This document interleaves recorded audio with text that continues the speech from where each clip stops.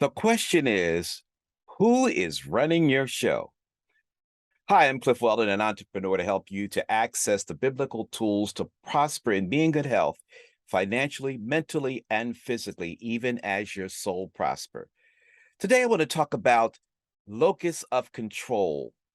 You know, what that is a psychological term, meaning that people view the circumstances of their lives, and we call that locus of control. It's two types of locus of control. It's external and internal.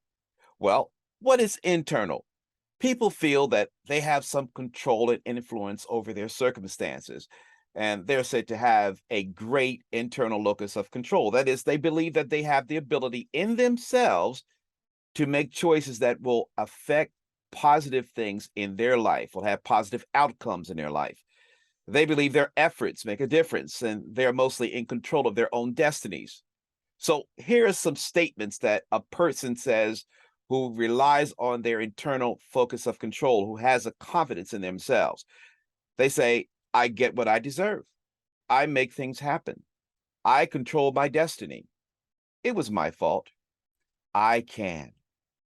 In contrast, people who have an external locus of control believe that their efforts make little or no difference in their circumstances.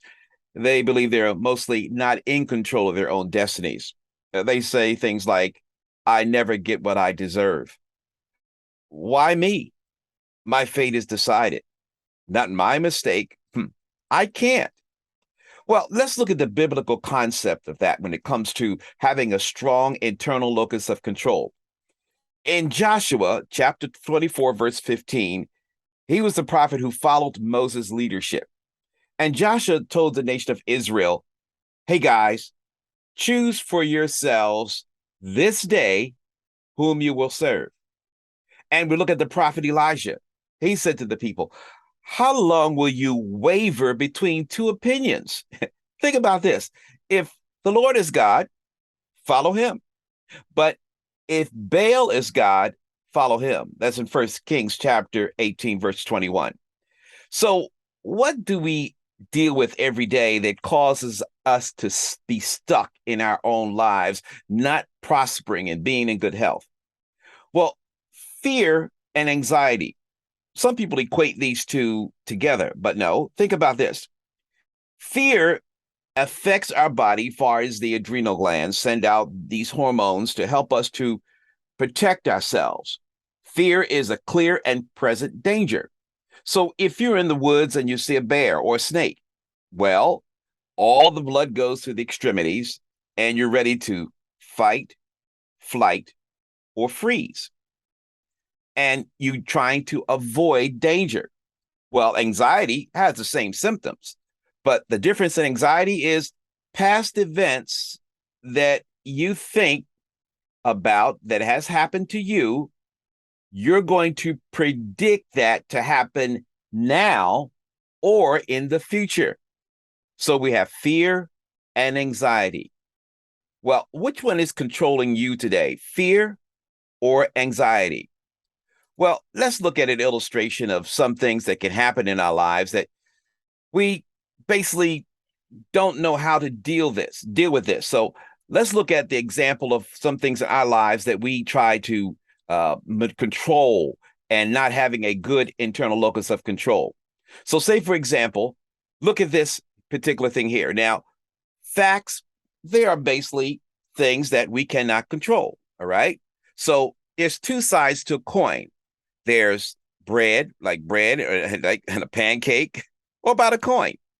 And facts are the same thing. Now, either they're positive or negative. All right.